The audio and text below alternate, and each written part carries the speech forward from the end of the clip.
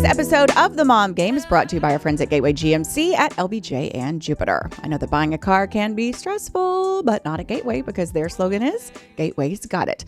And just what does that mean? Well, it means Gateway's got a wide selection of new GMCs and GM-certified used vehicles, all competitively priced. Gateway's got it. In these busy times, you want a car dealer who makes things easy and convenient. Well, guess what? Gateway's got it. When you log on to gatewaygmc.com, look for the Shop, Click, Drive button. This allows you to shop from the comfort of your home, and who doesn't want that? In fact, it's as easy as 1, 2, 3. 1, select your vehicle. 2, create your offer. 3, schedule your delivery. And on top of all this, Gateway GMC offers complimentary car washes for life. I know because I got one last week. So when you want a dealer who has it all, Gateway's got it. You can find them online at gatewaygmc.com or shop in person at LBJ and Jupiter. GMC, we are professional grade. And welcome inside the Coppola Studios for episode 262 of The Mom Game. I'm Emily Jones. She's Julie Dobbs. We are here together. Yay. We're 5 years old. We're not celebrating till next week. Next week, we're going to celebrate. We're 5 years old. We're 5 years old. So you know how like you multiply for dog years and cat years? What are podcast years? I mean, because 5 years old in podcasts. That's a lot. We're drinking age, right? Yes. Well, I was going to say 3 years, but we need a little bit more. Ooh, we're pre-drinkers. We're using our fake IDs. We're still using our fake IDs. Well, we could do 4. So 4 times 5 would be 20. We're close. We're close. Let's say 1 real year equals 4 podcast years. Okay. So we're 20. We're 20. Yeah. I like that. Yeah. We have a good fake ID. Yeah. And if you haven't noticed on socials and everything, we're really celebrating this all month long. Yeah. With some really cool stuff going on. And then we're going to have like our real celebration, a big party here coming up in a couple of shows. Next week. That's yeah. How I don't know what day it is ever. Okay, you're next week. Back from spring break. Yeah. You went on the tour of Texas. I did. My mom turned 70. That's crazy. It's crazy. It's like a big number. It is a big number. And yeah, we went we tossed around all kinds of different things to do for her 70th birthday, but turns out like none of those things were very easy to pull off with the whole family, blah, blah, blah, everybody's schedules and everything. So she just kind of came up with a few things that she wanted to do that weren't too hard to schedule and pull off and everything else. So we started it in Austin and we got to celebrate with my brother and his family there because they only had like a day essentially to kind of spend with us. So we did a celebration with them at his house, which was lovely. And then got in the car the next day, drove to San Antonio. Kelly flew and met us because he had some work going on. So he got 2 days at home alone. Lucky bastard. I'm kidless right now, too. You are a lucky bastard. I am a lucky bastard. You're a lucky bastard. And then we had one night in San Antonio. And I had not been to San Antonio in a while to like except for like a pass through kind of thing. It's fun. Like we stayed in a really pretty historic hotel right there across from the Alamo. Called the Manger Hotel, which I would highly recommend to anybody traveling to San Antonio. It's really gorgeous. It's cool. Like the decor is beautiful. It looks like your really fashionable great-grandmother's decor. Oh, okay. Like to try to explain it. I am not a person that is good at old decorations. School style? Like old school antique-y. Like, oh my gosh, that gives me highs. It's a... But I bet it's pretty. Yeah, it's like a classified historic marker type hotel. Like old, it's been there a long time. And so we stayed right there and you could walk out straight to the Alamo and then right around there, you walk down to the Riverwalk and then right across from the Alamo, there's all kinds of fun stuff. Like there's, a mirror maze and escape rooms for the kids. There's the Ripley's Believe It or Not stuff. There's bunch of shops, restaurants, and then you walk down to the Riverwalk, and of course there's all kinds of stuff like the Rainforest Cafe. Like there's a lot of kid friendly type stuff, but then of course all the adult friendly stuff too. The Alamo has really cool, because so many field trips and stuff go there. I used to go on field trips there as a kid from Austin. We'd just do like a 45-hour-long whatever bus ride, but they have little stations where they teach 45 hours 45 minutes or an hour. Oh, now it's like an hour and a half because traffic. But traffic. I swear it used to be 45 minutes from Austin to San Antonio when I was younger. But anyway, like it's very educational. We did a little tour of of the Alamo. And just, anyways, it was really cool. I hadn't been to the Alamo, thought about the Alamo, learned about the Alamo, or anything like that. Really, you need to remember in a long time. I did make a remember the Alamo joke, like, because someone was like, "Well, I don't remember something the Alamo," and I was like, "Did you remember it though?" Yes, and I got a couple of yes. So anyway, cool for my kids to see all that and realize that it's just right here in our backyard, essentially, here in Texas. And so we had a great time in San Antonio. My kids love a hotel. They don't get out much. We really, I mean, if we go somewhere, we're staying in a house a lot of times. Yeah. And so to be in a hotel, they just like bounce off the walls. They go insane. They think they're in like Disney World, which they've never been to and probably never will go to. Because I just saw what it costs these days to go to Disney. Yeah. So San Antonio was really fun. And then we went the next day to Fredericksburg just for the afternoon, and then went on to our ranch in Llano and just had like a whole Thursday through Sunday there without any plans really. Ended up getting to meet up with my best friend who was at her lake house not far, and her and family and kids came over for our last night at the ranch. But just great. It was really great. Good to spend time with my parents, celebrate with my mom, not have like a super planned week outside of a few little things, not have to travel, spend a whole bunch of money, fly, you know? Yeah. So I felt like it was a good, like, kind of happy medium spring break, and good. It was good. Yeah. How about you? So you've been a couple places. Well, we talked about skiing last time, which is done for me. And then we went to spring training. So I wasn't going there to work in my reporter's role, but I was going to meet with sponsors. And so like I'm a big sponsor girl now. It's just different. I mean, this transition is going to take some getting used to. Yeah. For me. But it's, you know, shaking hands, kissing babies. I mean, I was like, who am I interviewing? What player am I interviewing? What am I emceeing? They're like, no, nothing. No, nothing. You're just here. And I'm like, oh, okay. But it was great. I met the coolest chick. Well, first of all, I saw Erica, our friend, Erica Kozmond. I don't remember say her name right. Anyway, from Choctaw Casino and Resort. And she was on awesome. our show. Yeah. Yeah, she's awesome. Super fun. And then this total badass, her name's Ashley, and she works for Lockheed Martin. And like, I totally fangirled over her. Like, she was beautiful. You know how I get around really pretty people? You do. Like, I just stare and then I like effusively tell her how pretty she is. And you did? Yeah. I mean, because I feel like if you think someone's pretty, like if you have something nice to say to someone, like don't keep it to yourself. That's right. But effusively, now that makes me wonder. I think maybe I might have made her feel uncomfortable. Yeah. I did ask for her number so I could reach out to her. She does. I didn't ask for it from her. I asked for it from that could be a good little partnership. I know. But I want to have her on. Anyway, she's really cool. Like she's so pretty. They're super like successful. Accounting and stuff. What are they? Money stuff? Numbers? Lockheed Martin? Yeah. They're like make. That's your friend where she works. F-35s and bombs and shit. Oh, okay. Yeah. What am I thinking of? Accountants. There's a big accounting that sounds sort of like that. Lock. No. Anyway, doesn't matter. Anyway, so it was great. They make bombs? Well, I mean, okay, I take that back. Missiles? I don't know. Time, like, I know what it's all about. No, well, you said they make bombs. I know that my friend Lisa, who's been on the show, she works on the in aeronautics, like the F-35 program. I thought she was an accountant this whole time. You thought Lisa was an accountant? Yes. Oh, for fuck's sake. I thought that was what Lockheed Martin was. So hilarious. No, it's not. It's like they're a defense contractor. So like they work with our government to. Wow. Yeah. They weren't fired? Big shit. What? They weren't fired? Not yet. Well, they're not government employees. They're a contractor. They're government.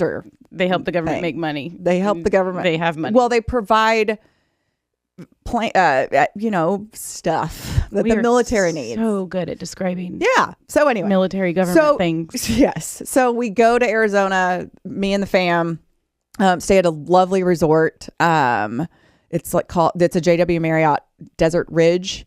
It was super cool. Water slides, whole park. It was fucking freezing. Marriotts are cool. They are. There's some that are better than Yes, there are some that are better than others. This one was really good. Water park, all that kind of stuff. But it was freezing. My kids didn't care. But it was freezing in Arizona. It was cold. That's wrong. Yeah, like 55 high the first day we got there. Global warming, I'll tell you. Global. Yes. I'm hot button topic girl today. the title of the show, Accounting and Global Warming. Yeah. So anyway, I go to the dinner the first night and, mingle and mix, and it was super fun. Did you get some good food? Yeah, food was great. And then Saturday we all, we went to the resort, and I had to go buy a bathing suit at Old Navy, and they didn't have much to choose from. This was probably an interesting experience. It really was. And I didn't try it on. I was in a hurry. I was like, but the kids really wanted me to go down the water slide, me and Mike. And so we decided we would do it. So I put this bathing suit on, and Mike goes, "Wow, that's really a mom bathing suit," because whatever. You wear two pieces. Yeah, I'm still, bikinis. And this was a bikini too, but it was very mommy. A momkini? Like, I'm pretty sure it came up to, it was above my belly button, almost to my boobs. It was really awkward. It felt like from the 60s or something, which I think those are coming back in actually. It was like a halter top with it wasn't a halter. It was just anyway. But the high-waisted bottoms are back. They are. But they're not for me. Mm-hmm. Yeah, they're not for me. But whatever. So we go down the water slides, and I did too, and I was done. Cool. And I screamed. Cool mom. And cool moms do water slides. Yeah, we were cool. So yeah, it was fun. Then dinner that night, Mike and I went to a dinner off-site, and we left the kids at the hotel by themselves. Oh, wow. Yeah. Like in the room. I mean, is it too late to get in trouble for that? You can't. Oh, no. They went down to they had an arcade there where they serve food, and they went by themselves and did the arcade and ate dinner by themselves. That's great. It was really kind of because awesome. The hotel situation is so tough with kids. Mm-hmm. If you put your kids to bed at an early time, if they're younger or whatever, then you're just stuck in the room. Yeah. I've gone into a bathroom and hung out and drank wine. Oh, yeah. And I know a lot of parents that do that. So when you get to that sweet spot where y'all are, we can bail on them. Yeah. Which sounds awesome. Okay. So many people there that could help if they have a problem. Yes. Well, and they have go phones. to the concierge. They have phones, and Yes. But I did learn this. We don't spend a lot of time in hotels, like the four of us as a family. Yeah. My max is 2 nights, like in a regular room with 2 double bed. We didn't even have a double bed. We had a king bed and then a pull-out couch. So I couldn't have done more than just everybody's on top of each other. There's no room. So that's what I learned about myself. Mm-hmm. As I get older, I just learn more and more things that I can't tolerate or do or am willing to, attempt. I feel like that's valid. Yeah. It's like now we're in the last 2 weeks, I've learned I'm done with skiing, and 2 nights is the max in a hotel room with my entire family. Unless you get 2 rooms. If you get if you get like a suite or, something that has a little more space, but everyone's passing of gas was noticed. Everyone, I mean, it just is like, yeah. I mean, kids are gross and, You know what I always think about? They have to go to everywhere to go to the bathroom, and there's only one place to go to the bath. I don't know. It's one. There's so much there. 2 nights. There's so much there. 2 nights is all I can do. Yeah. Yeah. Tap out. I always think about father-daughter campouts are a big thing right now with the little girls and their dads. And I just think about how much those dads probably fart in those bunk beds with the little girls. So gross. It's a bunch of dads in a cabin. How much farting is happening and how gross is that? It's a lot. Kelly told me one time he moved him and Anna because someone was snoring so badly in the cabin. And I'm like, now but that's the rare time that dads sleep in a room together and they see they probably hear what they sound like. Other people fart and snore next to them, and they're like, "That's disgusting." It's like, well, yes, proving my point. But I can't imagine having my kids don't quite do that yet. Your kids don't fart? Not like that. Okay, what's like that? Anna doesn't. I mean, if she does, it's barely. Ryder's just starting to get into the thing where he'll fart and be like, "Oh, this is so funny and cool," or whatever, and it's a loud one is cool, But Anna doesn't really. Really? No. I guess Hattie doesn't. Really and they don't let out big juicy farts in their sleep like men. Yeah. That's a thing. I know. Yeah. Your kids do? Kids fart. In their sleep? I don't know. I'm not sleeping with them. Well, you did in the hotel. True. That's what I was wondering. Yeah. It's just like there's a lot of stuff. There's a lot of stuff. There's a lot of smells. Like it's just there's a lot of shit in the bathroom. Not actual shit, but stuff everywhere. Stuff everywhere. Hattie's probably into all the like face stuff, makeup, skincare. Yeah. Skincare. So anyway, it was great. So we had a quick little trip, and then thankfully had my dude Robbie keep the dogs. He's the best. And my dogs are doing so good. Like where I can ring the doorbell and they don't launch themselves onto the front. Been working with them using the tools that Robbie gave me. So shout out to Robbie at Estill Dog Psychology, who did such a great job answering all the questions. Have we posted those yet? No, it's coming Wednesday. Yeah. This week. Yeah, lots of questions for Robbie, and he slays it. Anyway, got back to Dallas. Hattie and Mike leave the airport. I stay at the airport with Henry because he is getting on a flight by himself to Florida to meet a friend. And has he flown alone? He has, but he was like 9. Yeah. And so this was my first time doing this with him. And I started crying when he got on the plane. And he's like, Mom. And I'm like, I'm sorry. I can't help it. Like, okay. Do they still do? Was it Southwest? No, American. Do they do like a nice thing where they help take care of them? Oh, yeah. That you have to. Like, they have to be, like, I couldn't leave the airport until his plane was in the air. But they just put like a plastic thing on him. It gives all the information and stuff like that. And then they board early so they can meet the flight attendants. And then they escort them out and make sure that, check the ID of the person who's picking them up, all that kind of stuff. Yeah. But yeah, he did great. Now I downloaded like a flight tracker app to keep track of the flight. Because you have massive flight anxiety. I have and Mike even asked me, he was like, "Are you worried about Henry because he's leaving or because he's flying?" And I was like, "No, because he's leaving." Like I'm not pushing my flying anxiety on anyone else, especially in my family. So everyone else is fine. Like Mike gets a little. Mike is not a huge fan of flying, but yeah. Well, these days I don't know that anybody is. Nah, the kids are fine. So he's in Florida. Topic girl over here. Seriously, you are a hot button topic. A lot of big plane crashes lately. Conspiracy theories. Pushing the envelope. And then Hattie went to Graham. So we're kidless. Yeah. What have you been doing with that? We had dinner out with friends last night for St. Patrick's Day. We were partying so hard. Drinking. Yeah, you were green and like Jaeger shots and drank green beer. No, we went to a restaurant and then came back to our house and had a glass of wine and went to bed. Mm-hmm. And then I'm going to cook dinner tonight. Making salmon from Fish Fix. Our friends at Fish Fix. Perfect because there's just 2 of us. So yeah, and I'm just getting a lot of work done, and I don't know. It's doing weird. I'll be bored in 2 days, but you're not going to rearrange like paint cans or no. I am up with a project. I am going to pressure wash the back porch today. It's going to be awesome. God, you're so fucking crazy. It's going to be awesome. You're wild. So wild. You are wild. Yeah. Wild SB 25. Wild SB 25. Look out. Okay. That is the latest from the moms. Let's get to some sports squirts brought to us by our friends at WorldSprings and Tylock George Eyecare. Yes. Speaking of spring break, some people still enjoying their spring break and even beyond spring break. If you're a mom, you need to know how to relax and where to go to relax without having to hop on a plane or a train or a car. And to get far away, there's a lot that you can do right here in DFW. And one of our favorite places is WorldSprings in the Colony. At WorldSprings, wellness is as it was meant to be. You can discover more than 40 mineral hot springs inspired by restorative waters from across the globe. And I think a lot of people don't really know maybe what is going on at WorldSprings, what they have to offer until you go see it. So just trust us. You have to make the trip out there and go enjoy WorldSprings to really fully understand how amazing this is. We do have a code MOMGAME10. You can receive $10 off your soak reservation. Over 98% of people felt better after a soak at WorldSprings. We've been there. I've been there twice now. I can definitely vouch for that I felt better after a soak at WorldSprings.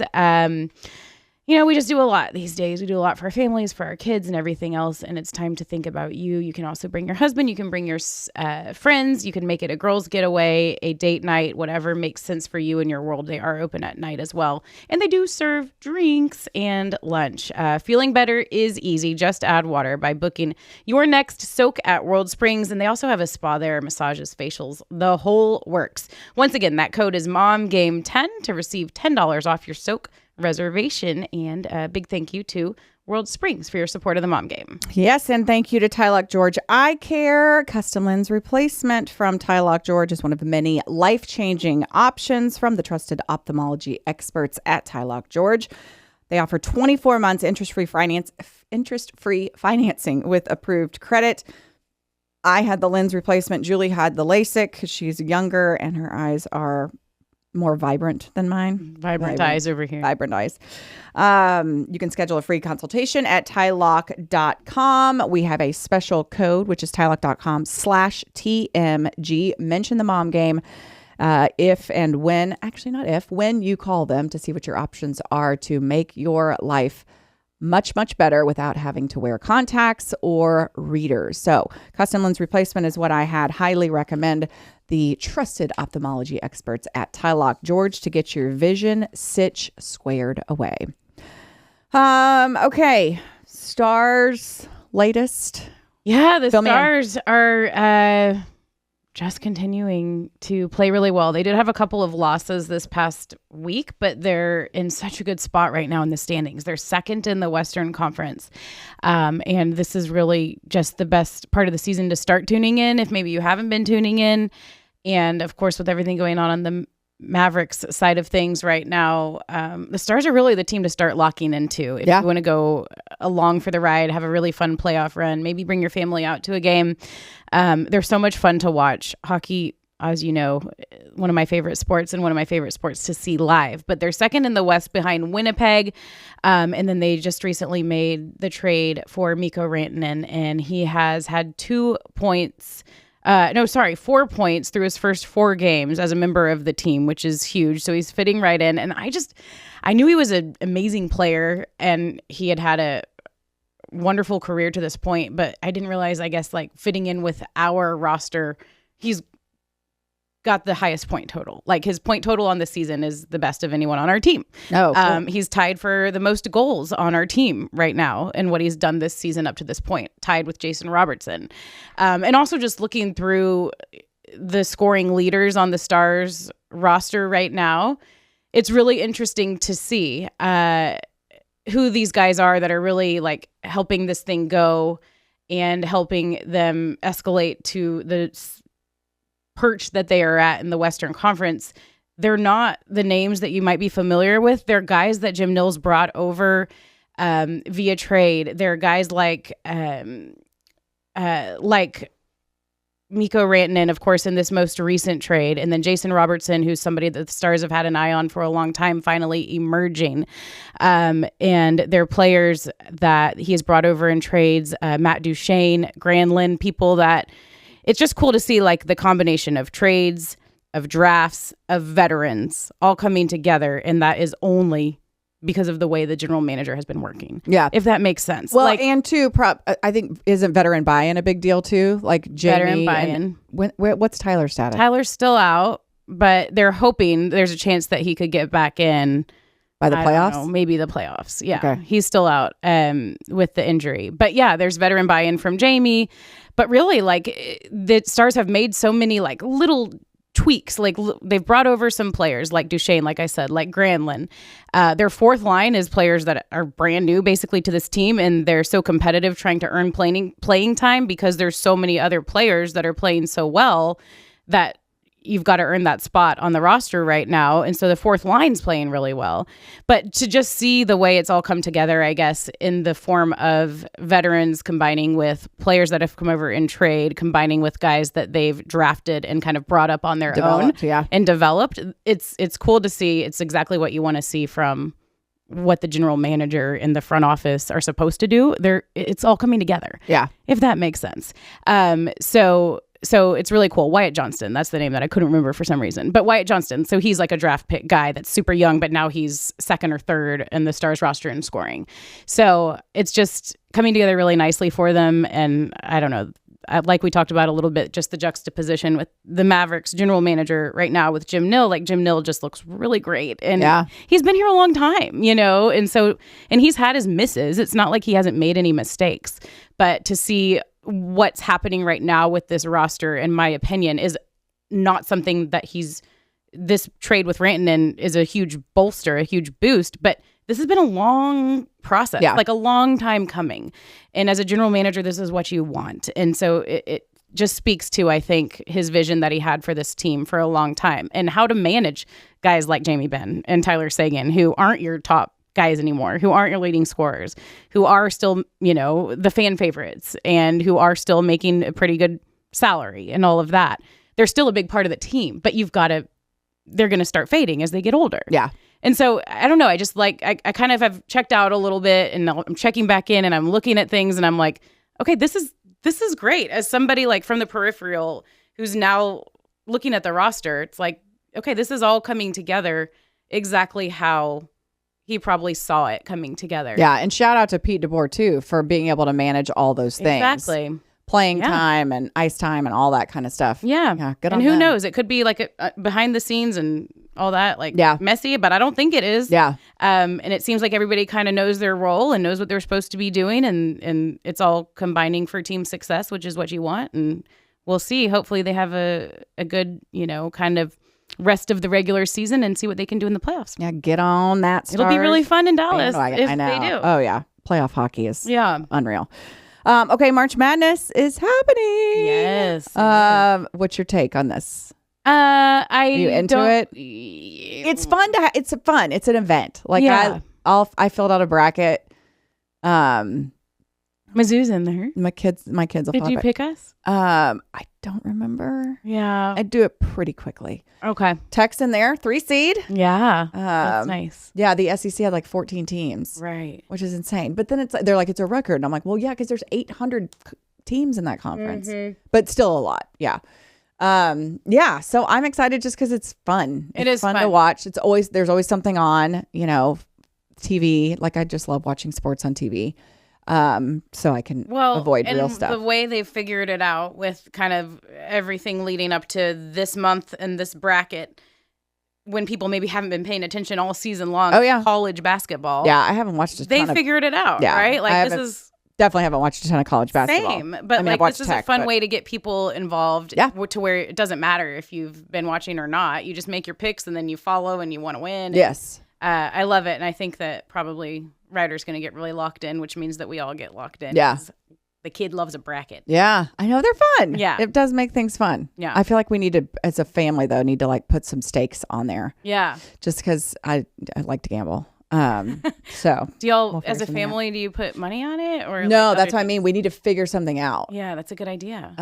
As a family, to do something. Chores, back massages, embarrassing stuff. Yeah, we'll figure something out. Okay. Okay, and then one other sports note I wanted to pass along. Did you see Joey Gallo is going to try to pitch? I saw he said peace out outfield. And I was like, what does that mean? I know. I thought, is he going to play first now? And then there was a follow-up that was like, to be clear, I'm going to be pitching. That's crazy. So I texted him yesterday. I'm like, I'm excited for you. I hope you kill it. And he was like, thanks, Em. And, I just think he's so over hitting. Like he's, and this is not from a conversation I've had with him. This is as someone who knows him. And, I feel like I know him pretty well as far as the baseball player is concerned. And I think he could not get out of his own head when he was in the box. And he has a cannon for an arm. Now, can he hone that into being a good pitcher? Is he going to have more in his bag besides a fastball? Because mid-90s fastballs are going to get crushed. But can he, I don't know what all he's been doing behind the scenes to try to go this route. But you're talking about like a 2-time All-Star now going from being a position player to a pitcher, and he's going to have to start in the minor leagues. It's not like somebody's going to give him a shot on their big league roster. Right. So, I think this is just... I didn't realize the hitting had been it's not kind of fizzled. Okay. Honey, it's never been good. It was when he was with us, it was good. Well, for a point. He either struck out or he hit a homer. It was very... all or nothing. It was, yeah. And I think... Joey is such a mental guy. He's so, it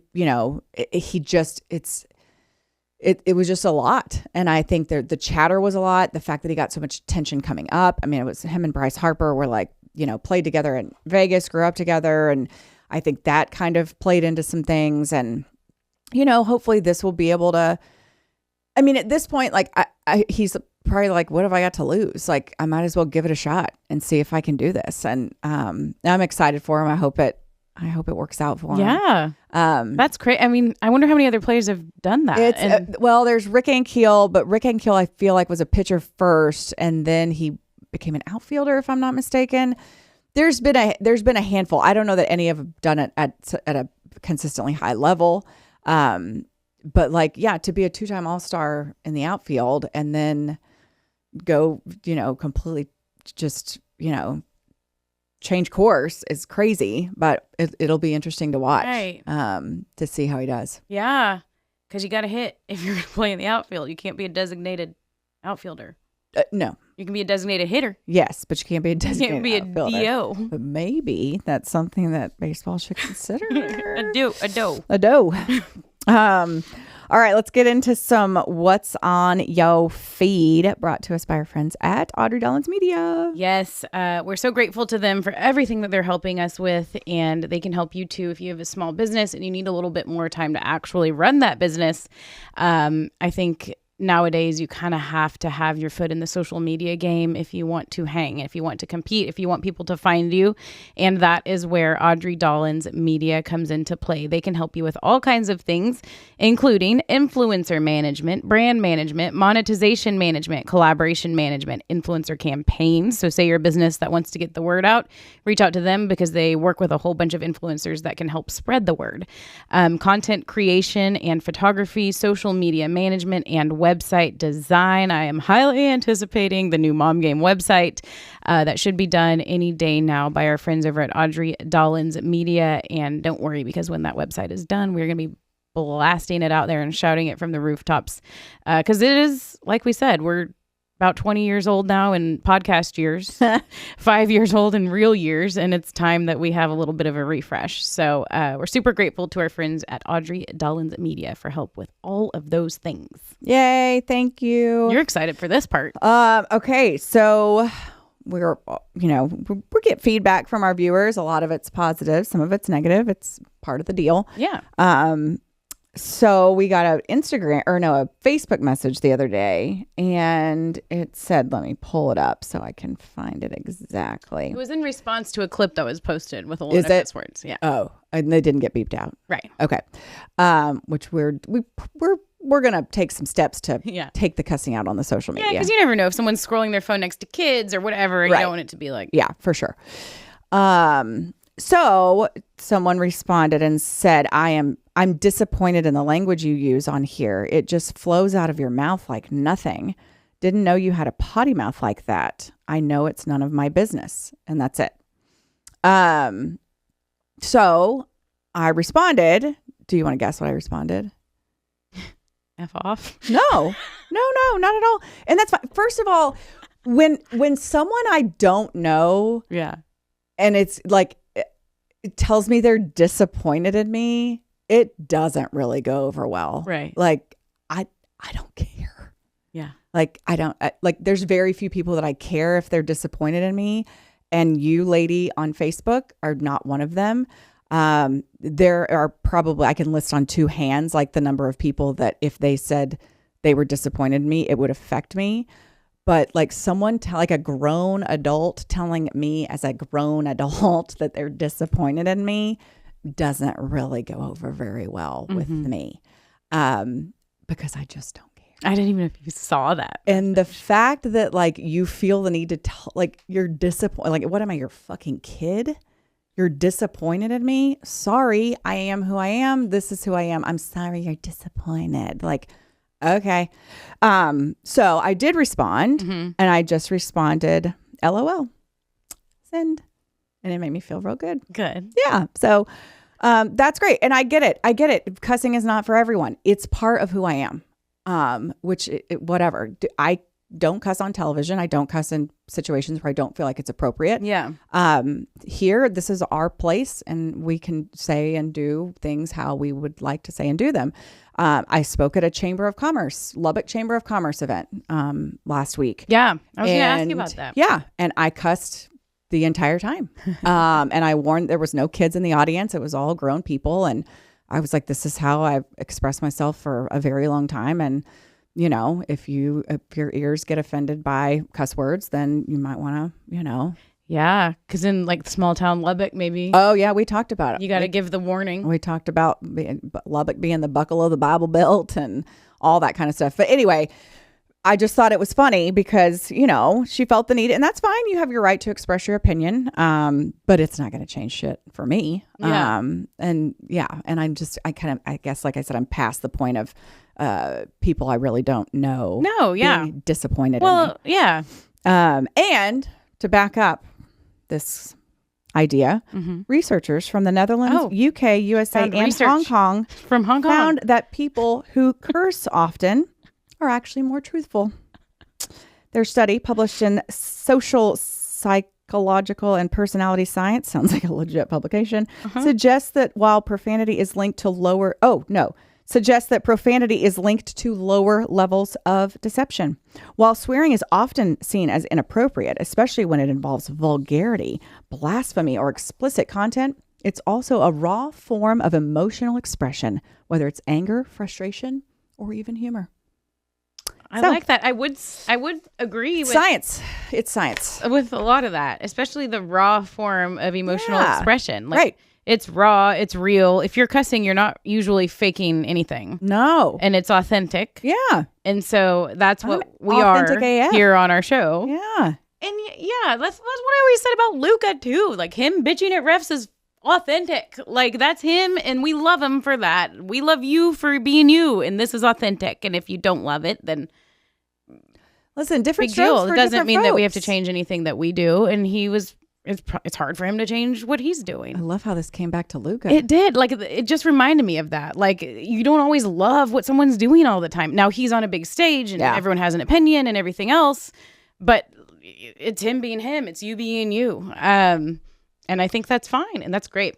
And yeah, people always have their opinions. The more feedback, the more opinions, the more people pay attention. And that's fine. Like, and I appreciate that. Like, if you want to voice it and if you want to think that you want to talk about my potty mouth, like, great, that's fine. And if I'm not for you, then I'm not for you. Or if this podcast isn't for you, then it's not for you.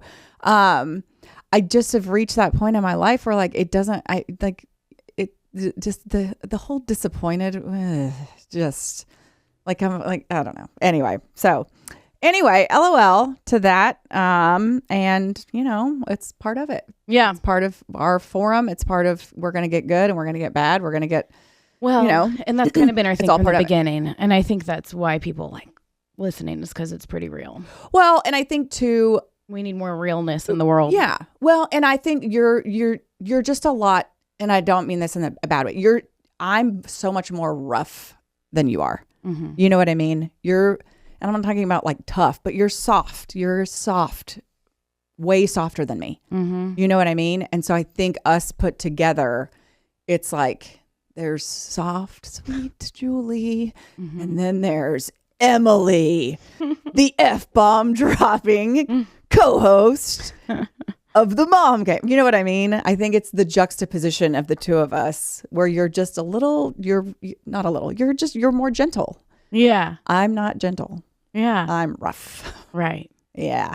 And that's okay. It is okay. Yeah. Yeah. Well, and it's a fun, interesting dynamic, and I think it represents a wide range of people, right? Yeah, and a wide range of personalities and dealing with things in totally different ways and opinions. I've done a lot of radio where they're like, you guys can't agree on everything. Like you need to have differing opinions, because that's like a program director thing to say, right? It's like, if you're always agreeing, and this was some of my feedback sometimes, it was like, if you're always agreeing with everybody, like it's not good radio. Like they want differing edgy people and like differing. Yeah. And I don't know. We kind of organically have that, I guess. It's like different opinions, different personalities. And I think it's representative of a lot of people and a lot of moms and a lot of ways that we deal with things. For sure. But at the same time, we're both like very similar in a lot of ways too, when it comes to like being laid back and being not stressing about dumb stuff and parenting and all that.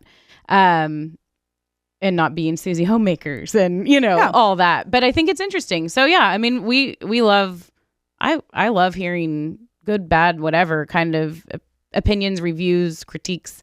I love when people are listening and just know that we're not changing. Absolutely right. Exactly. Like, I mean, sometimes it will open your eyes to stuff. Like like you said, I don't spend a ton of time on social media, but like if there was a ton of curse words in a social media clip like that is something it did bring that to my attention. Like I didn't know there was. And I think because some of it's automated, and so I think that it was like a clip that was pulled that was like and so I think that is something we need to clean up. So I mean, thanks to that woman for telling me she was disappointed and whatever.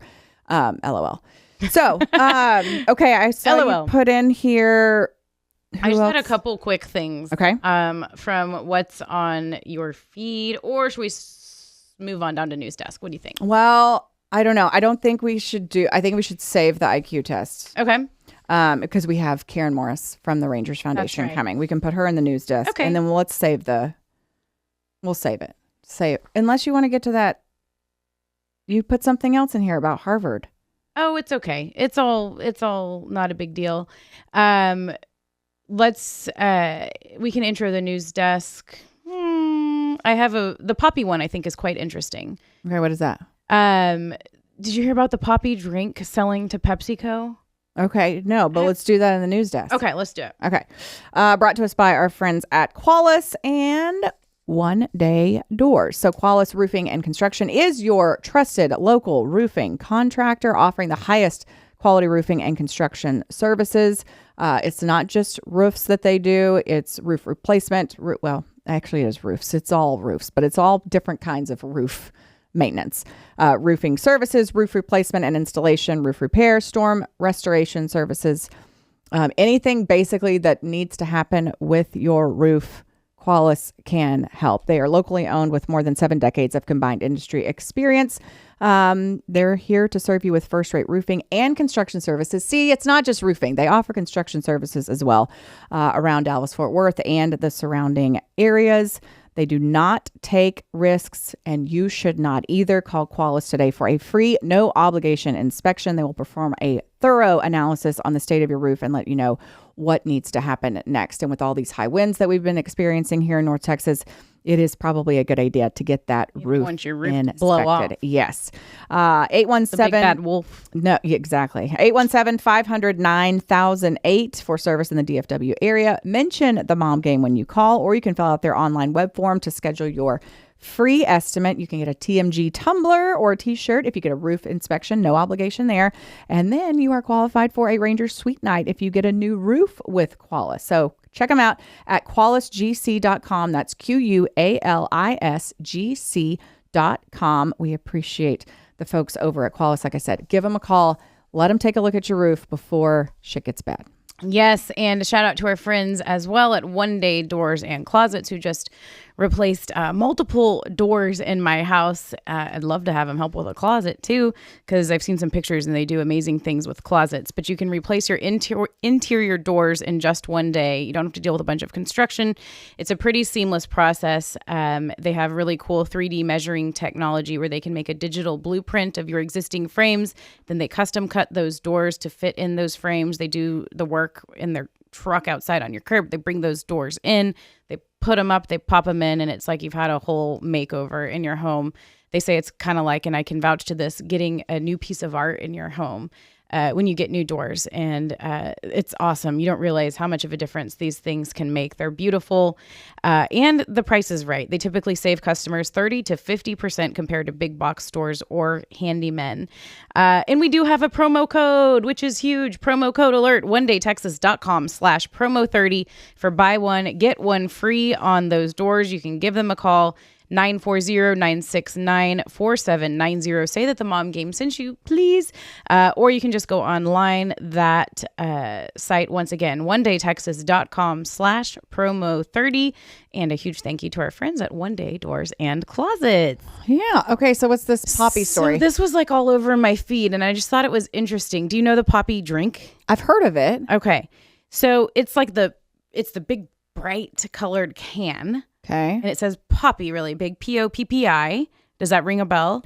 I feel like, did Claire Smith do some stuff with Poppi? Probably. I feel like she did. Because they're huge with influencers. Okay. They're huge on TikTok. I watched American Idol. Isn't this the one where they yell like Poppi? Yes. Okay. Yes. Like where soda's not a bad word anymore. Yeah. Like, okay. There's Target Poppi sweatpants at Target. It's this whole new like revolution of advertising, I guess, that they got in on kind of on the forefront. And I was watching American Idol for the first time with my kids on Sunday, which was really fun, by the way, a fun show to watch with your kids. And all three of the judges, including Carrie Underwood, had Poppi cans in front of them. So that's how big they've gotten. And somehow, well, I guess because this big news came down that PepsiCo was buying Poppi just this week, this news came down. So it's been on my feed a lot, probably because I selected entrepreneur on my Instagram thing. And what's so this? Well, like you can select like media personality or public figure or whatever. And I didn't really know what to put. This was a while ago. And I put entrepreneur, which I thought would be fun. So now I get like entrepreneur stuff. So I've been getting a lot of stuff about Poppi. And so it's a cool story. It's like this couple, they were based out of Austin, and the mom, they had a kid, they were pregnant, like 9 months pregnant with a second kid, and she wanted to find a soda that didn't have bad stuff in it that tasted good. And she found out that apple cider vinegar was really good for your gut, and just started like tweaking around with ingredients, apple cider vinegar and like fresh fruit and all this stuff, making it at her home. Her and her husband, I guess, found something that they thought tasted really good, tried it out with a few people, took it to a farmer's market in Dallas. Did I say they were from Dallas? No, I think you said Austin. Okay, they moved to Austin. Sorry, I misspoke. So they started in Dallas. They're Dallas people. Got it. They took it to the Dallas farmer's market, and a lot of people there were buying it. It was doing really well. I think Whole Foods decided to purchase the drink, and so they're like, this is great. How can we like really make it big? Took it to Shark Tank. And then one of the investors on Shark Tank decided to buy in for like $400,000 for 25% of the company, Poppi. And then their marketing campaign that they went on was this whole new, like I just mentioned, like they're doing it going all in on influencers, going all in on TikTok stuff, going all in on Poppi, like the songs, like this thing that you just said that you saw. And it just took off. I think that I've never tried it. It must taste good or this wouldn't be happening. I saw something today from Olivia Munn, the famous actress who said that she tried it and she was like, this tastes so good. I want to be an early investor in it. So she reached out before any of this went big and was like, hey, I love this drink. Can I be an investor? And invested in the company. So then they had the Shark Tank investment, $400,000 for 25% of it. And then boom, it just started blowing up. And it was just recently this week purchased by PepsiCo. So Pepsi is now buying Poppi, the homegrown beverage, which all these health conscious people, everybody's trying to find a soda that tastes good, for $1.95 billion. Holy smokes. So a story like that just always catches my attention, right? Yeah. So they started it in 2016 and 9 years later, 1.95, almost $2 billion. Fruit juices, apple cider vinegar. Yeah, this mom, and she initially called it Mother Beverage, which is funny because the Shark Tank guy went through this whole rebrand with them, which really worked, but he changed it from Mother to Poppi. Yeah. Like, why Poppi? You know, what's wrong with Mother? But it popped off, if you will, and it's just crazy. And so shout out to them. I think she'd be a really cool person to talk to no shit, to hear about her story, her idea. And when you kind of just go all in on something and decide that you want to make it work, and it did. And I think there's also just such a huge market for these like health conscious drinks. I saw another. Yeah. It says young Americans are increasingly turning to healthier sodas and energy drinks as part of a broader shift to fitness and lifestyle products. Yep. So rival Coca-Cola is expanding its Simply brand to launch a prebiotic soda called Simply Pop. I'm like, why do we all need prebiotic? What's wrong with all of our stomachs? All things. Gut health. Right?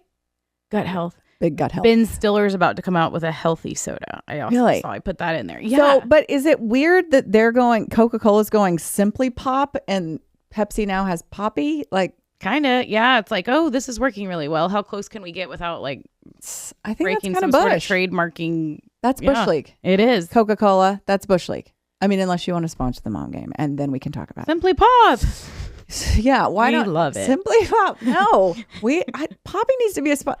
We're influencers. We're very influenced. I want to try Poppi. Right, we could have it right here. Who needs American Idol? Yeah, we could drink Poppi out of a wine glass. It could be like a fun, Let's pop off with Poppi. Let's pop off. Has anyone tried that? Has anyone said that? Hey, Poppi. Pop it off. Okay. Yeah. Well, I'm gonna try some. So where you like regular stores, like just grocery stores? Yeah, grocery stores. Okay. It's like everywhere. And I heard her say, like, I think it costs them 70 to 80 cents or something to make a can, and they're charging $3 or so per can times bajillion of how many they sell. Right? I mean, 195 billion. Yeah. I want 1 billion. I don't even need the 95. I just want $1 billion. I know. It's really cool. It is cool. Well, good for them. Yeah. Good for them. What are their names? The Ellsworth? Yeah, Allison Ellsworth is her name, and she's super cute. Okay, is her husband, or is he getting completely like left out of this? Allison and Stephen Ellsworth. Yeah. Let's give Stephen some love too. Stephen needs a little love. I think it's an interesting thing for a husband probably to be like, okay, my wife has a crazy idea. Like, do I go all in with her? No, God bless me. Because us wives have crazy ideas. I know. God bless Mike. God bless Mike. And your crazy ideas. I mean, we did Posh Play. We had the iSanta Cam. Like God bless him. He's exhausted by me. I start a podcast. I doubt that. No, he definitely is. And it's okay. I think it's cool. Yeah. I mean, but I need to start scaling things back, not ramping them up. Yeah. Unless I find a really good recipe for an energy drink. Yeah. I'm going to get our podcast on Shark Tank. Have y'all ever heard of a podcast? There's really none out there. Yeah. Yes. It's really hard to do. It's hard to do it for 5 years, though. God damn it. It is. Okay. It's time, Julie. It is time. Yes. We have a very special guest just in time for baseball season. And we are thrilled to be joined by a close friend of mine and the executive director. That's right, executive director of the Texas Rangers Baseball Foundation, Karin Morris. We're going to talk some momming. We're going to talk some Rangers Foundation stuff. But first of all, thanks so much for being here with us today. Thank you so much. I'm a longtime viewer, so I love to be here. Thank you. Okay, let's talk first of all about just kind of your background. You've been in this role for a very long time. How did you get this position, and just talk about your time with the Rangers? So I actually started at Fox 4 in Dallas in 2001, but I had worked with the Brewers in college, and I loved working in baseball. It was my passion. But I graduated in May, and there's not a lot of jobs in Major League Baseball in the middle of spring.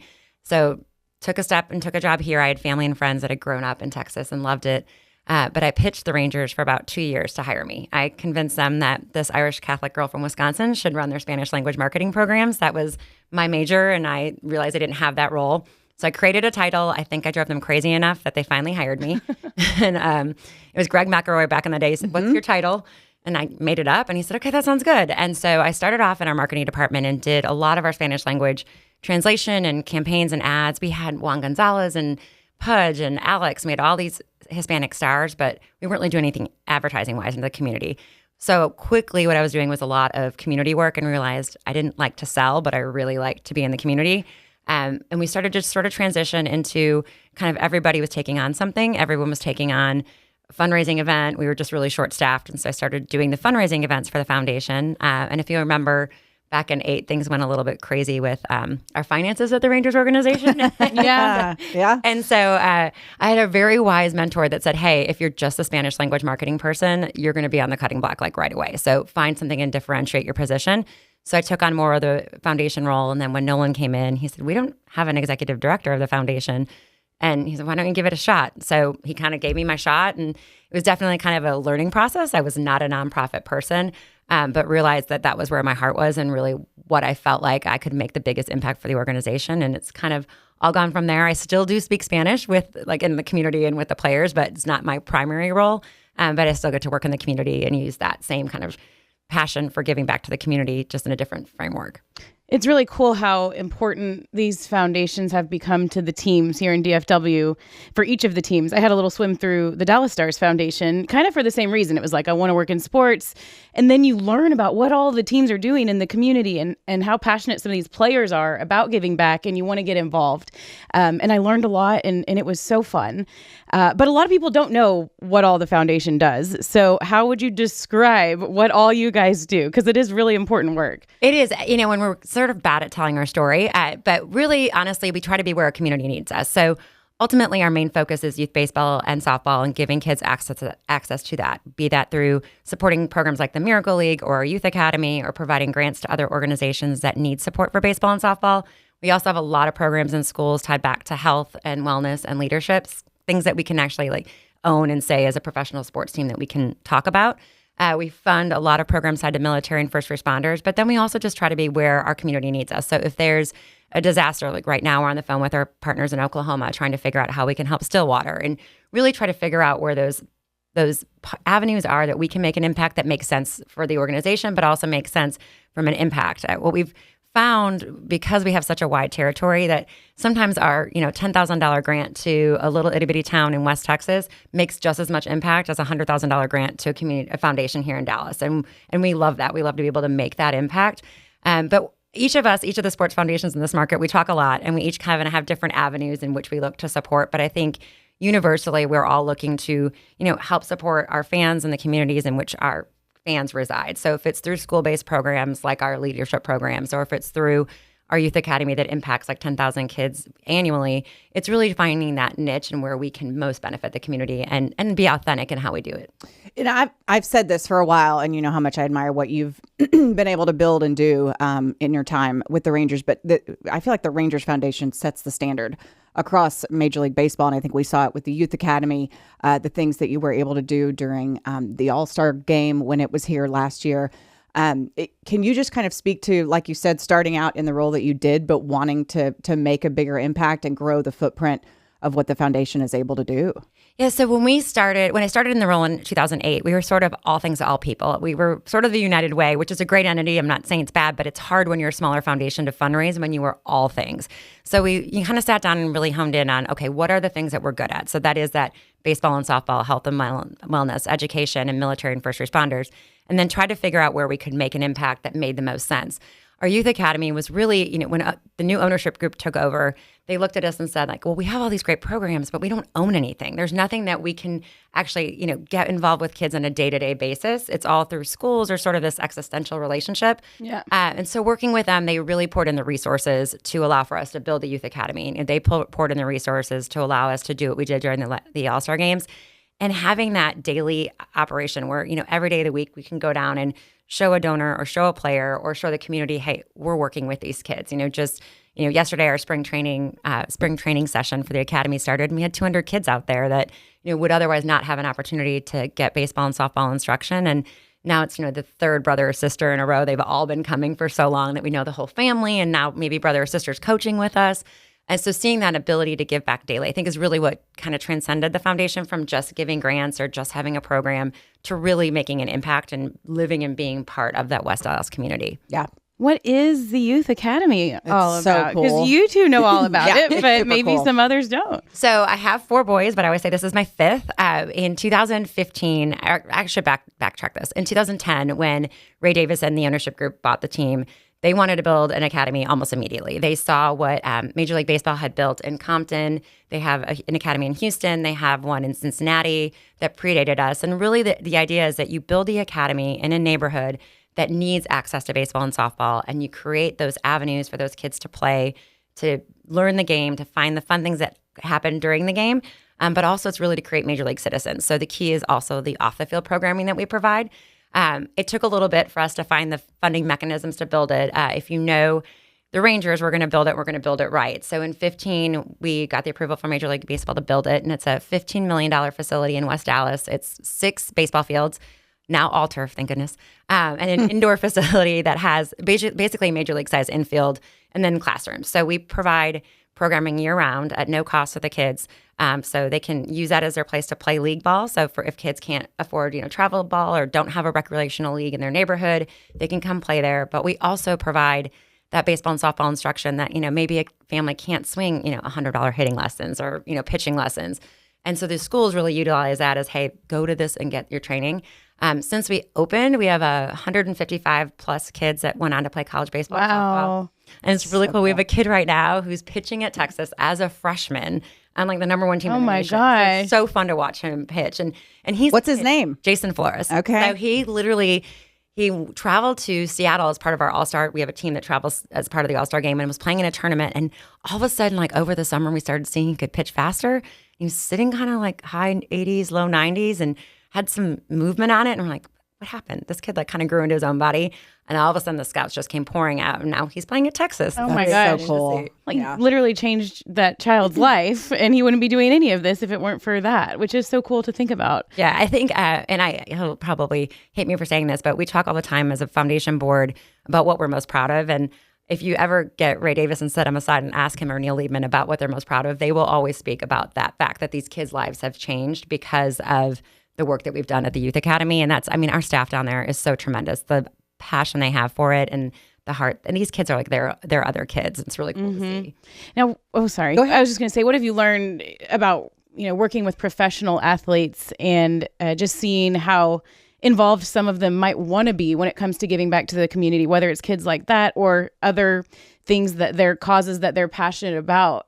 How involved are these guys, and are there any maybe that stand out to you over the years? We have been so lucky dating back to, JD and now with CY. We've had the leadership in the baseball side that really pushes the idea that you need to be a good citizen too. And so it's come easy in that sense because they sign players that are that way. So dating back, way back to Derek Holland and prior to that, to Pudge, but then with Ian Kinsler and Michael Young and Adrian, they set the standard where now it's just kind of expected of players.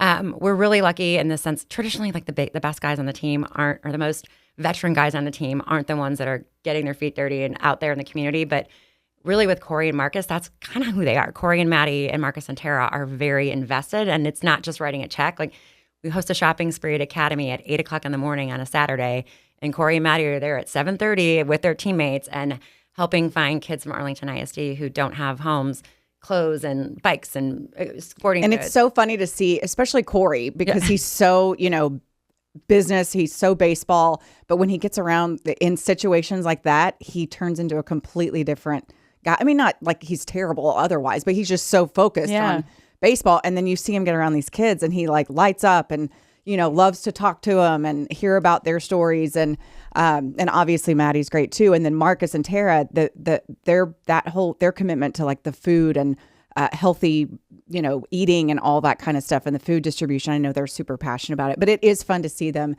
in those roles away from the field and how they light up. And it's really fun. Sounds like a dream for someone in your role, right? Like to have those players be so into it. Have them set that standard. And I think the cool thing that both of them do, both their families do, is at the food distribution or at the shopping spree or at Corey's hitting clinics, they make sure to bring the younger players along. So, they'll invite Wyatt Langford or they'll invite Josh Young or they'll invite someone who maybe doesn't have the opportunity right now to give in a significant way, but to teach them like, hey, this is the way, this is how easy it is to give back and be involved. And so it is cool to see that leadership role. And now a lot of those younger kids are kind of taking on, okay, this is what my passion point is, or this is what I want to do. So that's great. That leadership really helps. And y'all helping them find, like you said, like what is impactful to them, like what their mission, and you kind of help bring that to life, which is huge for them, right? Because then they don't have to do all the organizing and stuff, but like, this is where we want to help and this is what we want to do. Right. I think it's so much easier to give if you care about it. And since the foundation is blessed to have an endowment that offsets a lot of our operating expenses so that when people give, literally like 99.5% of every dollar goes back into the community. So when these players are giving to us, we feel like it can be really transparent that, hey, we'll help you find that charity, but we'll help you vet it so that you're not having to do, like you said, like do all the nitty gritty of figuring out. And then we work alongside the legendary Tawny and her group and make sure that, this is what the players and their wives want to do.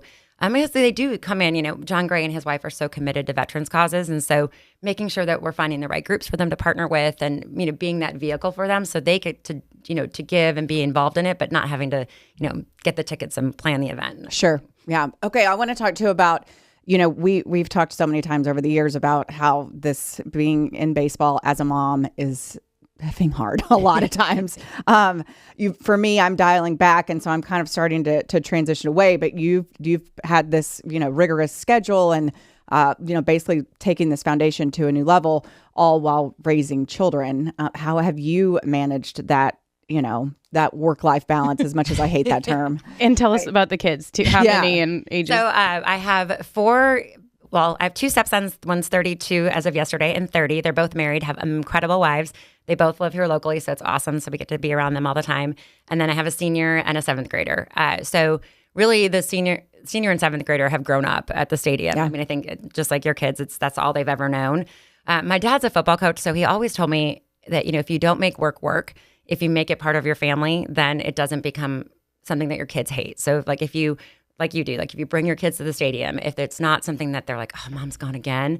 And so when they were younger, that was easier. But when they started having activities, it got a little bit harder. Which I always thought I was going to be completely the opposite. I'm like, it'll be so much easier as they get older. It's the complete opposite. It's the worst. And there's definitely been times where I've, missed things that I've hated. But I think as they've gotten older, and as, I brought on some really incredible people on our team that I trust immensely, and had a number of mentors that said, like, hey, you've got to delegate, get out of the weeds. They need to grow too. And if you keep micromanaging, they're not growing. And so I kind of became really possessive. This year was my son's senior year of football. And I said, listen, Fridays, don't schedule me for anything. I'm not there. I will not miss a game, and I think kind of taking that ownership has helped me feel a little bit better about it. Do I still miss things? Absolutely. Yeah. I remember driving, and I still probably do it, where I'm going to a game for my kid, I'm driving to work and changing as I'm driving to the DFW airport. I'm I'm not sure this is safe or legal or whatever, but you do what you do. Yep. You just, and I think having, my husband's an incredible supporter, and I was blessed that my parents retired down here. So having my parents not only be Rangers fans, but also be my fan and my kids' fans. And I felt okay, well, you're with grandma, it's not so bad. Exactly. Yeah. There's something about that helps. It is. Yeah, for sure. You're getting quality time in. Yeah. You have these memories for life. I'm sorry, I haven't seen you for 2 days. Yeah. I know. Exactly. Okay. So we were just talking before we started taping about going on a senior trip to Seaside, Florida, which is Henry's there right now. But I'm curious to know, because this stuff is coming, and it's going to come faster than it's a big topic realize. For moms, the chaperoning. Yes, the chaperoning. Do you not do it? The senior trip? Which we didn't, I didn't go to a senior trip. What? I missed out. So we did. I know. I was I think we went to a park, or we did a overnight at a friend's house. There was no Cancun. No, we did Cancun, but my mom did not go. There were the moms that went. Oh yeah, we did Cancun, and I begged and pleaded. Everyone's going. I have to go. Because now that I'm a mom, I can reflect back and think gosh, I bet my mom did not want to A, spend the money, B, send me on that trip, not knowing what was going to happen. Yeah. But she also knew that that's what my friends were all doing. It's hard. Yeah. It's the reason I just let my 9-year-old son start playing Fortnite. I didn't want to do that, but all his friends were doing that, and he was left out. So it's hard. But yeah, by senior year, that's what the kids are doing. And as a mom, you either embrace it and go, or, sit back and hope for the best, and you decided to go. And we have to talk about that a little bit. So he played high school baseball and travel baseball and all those things until this year, because he chose football instead, which is really weird for someone who works in baseball to say. But he had missed all the spring breaks. He had missed a lot of the summer trips because of that, and made those sacrifices. And so when he said, hey, I'm moving in for football June 1st, which was the week of the senior trip we had planned. And so he's like, we're going to go to Seaside, and we don't have any parents to chaperone. And I think I might have told him yes before talking to my husband, which in retrospect, I probably should have asked him first. But it was a long week, but I think our first flight was canceled. We took a Sprinter van for 2.5-hour drive to get to Seaside. Okay, how many boys? Dear. It was 11 in our house. My God. I also looked at it as these are kids that I've known since they were in diapers. Yeah. And they're going to go to college, and it won't ever be like that again. They'll be dispersed. Yeah. So that How many they're not, when they get to college, they're not going to be asking you to chaperone their trips anymore. This is a one and done thing. How many moms? It was myself and my husband and my 13-year-old in the husband. house. Okay. And then there was another 2 moms of girls, another 2 moms of boys, and then there were another 2 couples. Boy-girl trip. Okay. Yeah, it was fun. But they've known each other since kindergarten. Right. So, we were even earlier. So they were good kids. Everyone got home safely.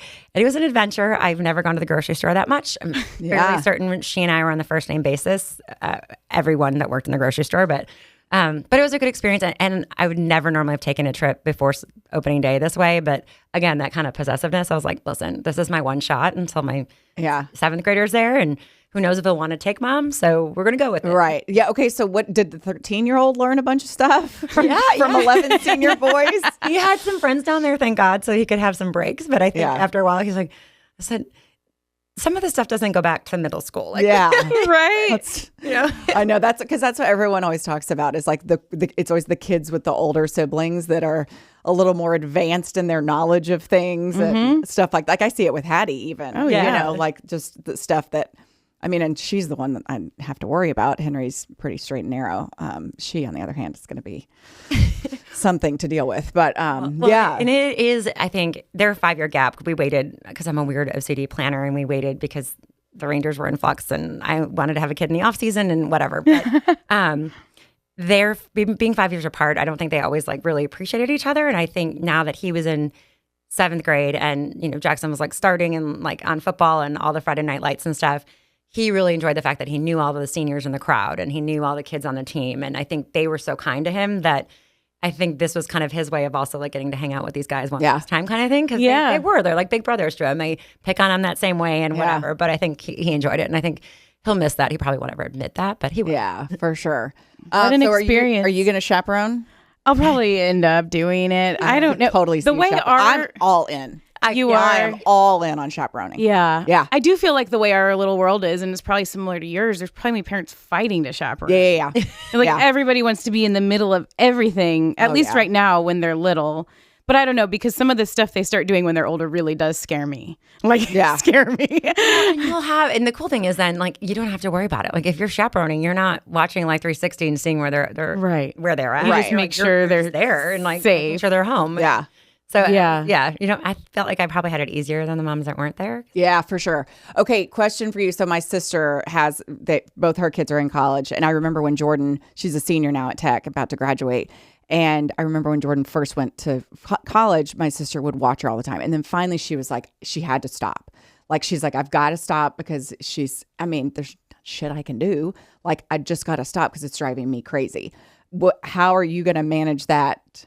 That's such a good question. I don't know the answer to that yet. Yeah. I think I'm probably going to have to turn it off because even now, like, it'll be he's a really good kid. He's a really good kid and comes home at the right time and whatever. But I'll be like watching his little how it moves. He's in a duck costume from when he was like 2 years old. I'm like, where's that duck going? Yeah, moving towards home, and my husband will look at me, put the phone down. Put the phone down. He's gonna make it. Like, so I think I'll probably, he'll be playing football most of the time. So I feel like I can, just put it away. Yeah. And let him have that freedom. I'm gonna try to give it a go.